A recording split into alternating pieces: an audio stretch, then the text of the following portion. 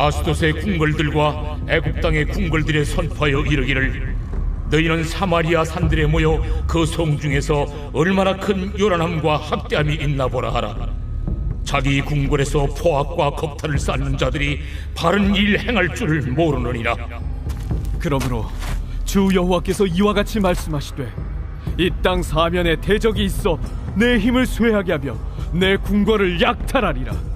여호와께서 이와 같이 말씀하시되, 목자가 사자 입에서 양의 두 다리나 귀 조각을 건져냄과 같이 사마리아에서 침상 모서리에나 걸상의 방석에 앉은 이스라엘 자손도 건져냄을 입으리라. 너희는 듣고 야곱의 족속에게 증언하라. 내가 이스라엘의 모든 죄를 보응하는 날에 베델의 제단들을 벌하여 그 제단의 뿔들을 꺾어 땅에 떨어뜨리고 겨울궁과 여름궁을 치리니 상하궁들이 파괴되며 큰 궁들이 무너지리라. 여호와의 말씀입니다. 제4장.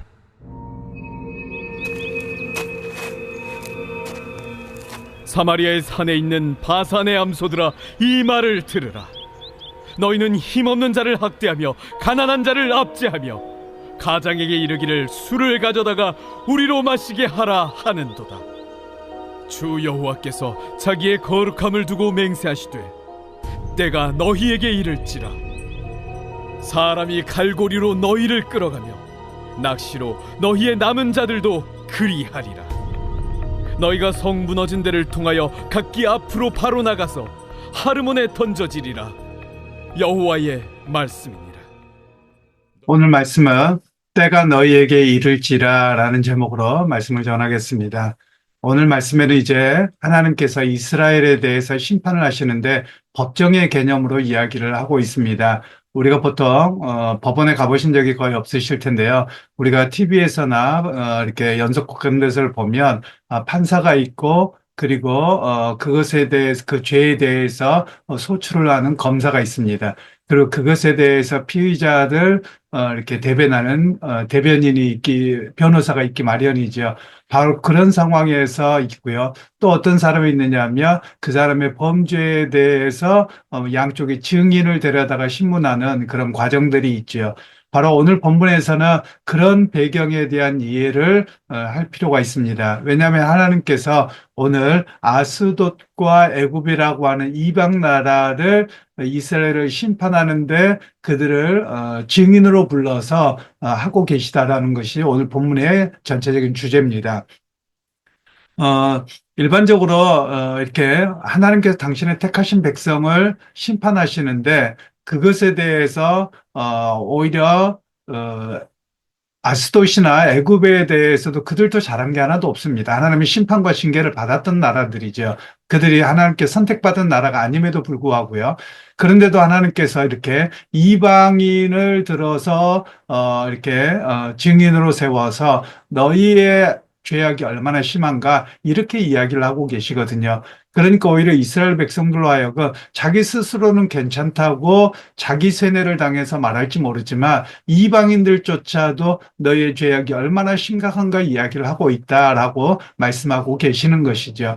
그런 면에서 이 본문을 통해서 우리에게 말씀하고 있는 것은 교회가 잘못하면 어떻게 해야 되느냐, 스스로 자정 능력이 없을 때 세상이 오히려 증인이 되어서 우리를 하나님께 고소하고 또 우리 대신에 오히려 증인이 되어서 하나님의 심판이 정당함을 분명하게 이야기하는 그런 상황이 될 수 있다는 것을 말씀하고 있습니다.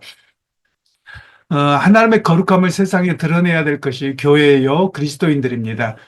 그런데 오히려 그리스도인들이 그렇게 하지 못하므로 오히려 세상이 교회를 지탄하고 비난하고, 그리고 그것이 바로 하나님께 그 하나님의 교회와 백성을 향한 고소가 되어지는 겁니다. 바로 그런 모습들이 되지 않나라는 생각이 듭니다.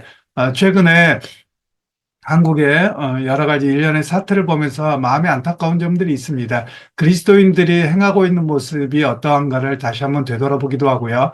또 심지어 어떤 이는 그리스도인이라고도 하더라고요. 계엄사령관이 그리스도인이었다고 해서 마음이 참 불편합니다. 물론 이제 뉴스를 보니까 그가 이용당했을 확률이 굉장히 높은 것 같기는 합니다만, 그리스도인들이 이렇게 비난받게 되는 것이 과연 그리스도인들이 믿음의 신실함이 삶의 자리에서 또 자기의 직무에서 법적으로나 뭐나 충실한가 이런 것을 좀 생각해 볼 필요가 있었습니다. 오늘 우리가 그런 면에서 보자면 우리 그리스도인들이 그냥 신앙 교회당에서 신앙만 순수함으로 서는 것이 아니라 삶의 자리에서도 온전함으로 서지 않으면 우리 모습이 오히려 세상으로부터 비난을 당하게 되는 그런 모습이 되어지고 그것이 하나님께로 향한 우리를 향한 고소로 되거든요. 그래서 오히려 우리가 그것을 거울 삼고 다시금 되돌아봐야 되는 모습은 아닌가 이렇게 생각이 들기는 합니다. 물론 남자분들은 대체적으로 이해를 하시겠습니다만 군대를 갔다 온 사람들에게 있어서는 위에서 명령이 내려오며 자기가 그것을 판단할 만한 그런 상황이 잘 되지 않습니다. 더군다나 계엄이나 전쟁이나 이런 경우가 되면 그냥 바로 직결 처형이 가능한 것이거든요. 그러다 보니까 군대 내에서는 어떤 것을 위의 명령이 정당한지 그렇지 않은지 이런 것을 판별하는 것은 상당히 어렵습니다. 그러나 고위직일수록 그것에 대한 바른 판단과 때로는 자기의 직을 걸고 목숨을 걸고 때로는 지켜야 할 자기 조직이나 또는 여러 가지를 지켜야 될 그런 필요성이 있다는 것을 보아집니다. 그런데 왜 이런 일들이 발생하느냐면 조직적 사고 때문에 그렇습니다. 즉, 하나님 앞에서 자신에게 주어진 사명과 책무로 대한 이해, 그리고 공적인 업무에 대한 이해보다도 자기 조직에서 주어졌고 조직이 여태까지 이렇게 해왔던 사고방식에서 벗어나지 못하는 그런 구조 때문에 우리가 이런 일들을 목격하고 있다고 볼 수 있습니다. 이스라엘 백성들도 마찬가지였습니다. 그들이 가지고 있었던 사고의 구조가 무엇이냐면 우리는 하나님의 선택받은 백성이라는 겁니다. 그래서 그 선택받은 백성이기 때문에 절대 우리는 망할 리 없다. 그리고 하나님께서 알아서 지키시고 보호하신다. 이 사고 구조를 벗어나지 못하는 겁니다. 오히려 이방인들이 쳐들어와서 자기들에게 고난을 주며 그냥 하나님 앞에 자기의 죄를 되돌아보기보다도 그냥 하나님 저들이 악하기만 합니다. 이렇게 말하고 있다는 것이죠. 바로 그들이 그런 집단적인 잘못된 사고 그리고 바른 신앙이 아니라 그냥 어찌 보면 교회당 안에만 있는 신앙과 같은 회당 안에만 있는 또는 성전에만 있는 그 개인의 내면화 윤리화되어져 있는 신앙으로만 잘못됐기 때문에 그러합니다. 그런 면에서 오늘 신앙이라고 하는 것은 사회적인 책임을 다할 때 그 신앙이 완성된다라는 겁니다. 신앙은 분명히 교회당 안에서 자신의 내면적이고 영적인 것의 출발점입니다. 그런데 그것이 삶의 자리로 이어지고 그것이 공적인 뭐라고 할까요? 책무를 다하는 것으로 이어집니다. 그래서 오늘 성경에서는 특별히 기득권에 대한 이야기를 많이 비판하고 계세요. 뭐 계속해서 그렇습니다만 왕이나 또는 귀족들이나 어떤 그 직에 있는 사람들이 오히려 자기의 배만을 최고로 삼고 즐거움으로 삼고 이런 모습들이 오히려 백성들의 그 아픔과 고통과 이런 것들을 살피지 않으며 오히려 하나님의 화를 부르는 것이요 심판을 부르는 것으로 끊임없이 성경은 말씀하고 계시다라는 것입니다. 그러면서 오늘 이들의 삶이 무엇입니까? 하나님께서는 14절에 보시면 내가 이스라엘의 모든 죄를 보응하는 날에 베델의 제단들을 벌하며 그 제단의 뿔들을 꺾어 땅에 떨어뜨리고 겨울궁과 여름궁을 치리니 상하궁들이 파괴되며 큰 궁들이 무너지리라. 베델은 말 그대로 하나님의 집입니다. 하나님의 집이라는 뜻을 갖고 있거든요. 그런데 하나님께서 그 제단을 헐어버리시겠다는 거예요. 여러분 이것은 굉장한 충격 아닙니까? 하나님을 예배하는 그곳을 하나님이 파괴하시겠다라는 거예요. 여러분 이 이야기는 결국 우리로 하여금 하나님을 예배한다고 모인 교회를 하나님이 파괴하실 수 있다는 겁니다. 왜요? 그냥 하나님 앞에 바른 믿음으로 서 있지 않고 말씀을 따라서 그것이 삶의 실천으로 나타나지 아니하고 오히려 자기의 배를 위해서 비는 바알 종교로 전락할 때 그것은 하나님의 말씀을 따르지 않기 때문에 하나님은 그걸 파괴하시겠다라는 그런 메시지가 되어지는 것입니다. 그러면서 오늘 하나님은 공의로우신데요. 하나님은 어떻게 하느냐? 약하고 가난한 이들의 삶을 짓밟고 유린한 악인들에게 반드시 보응하시겠다는 거예요.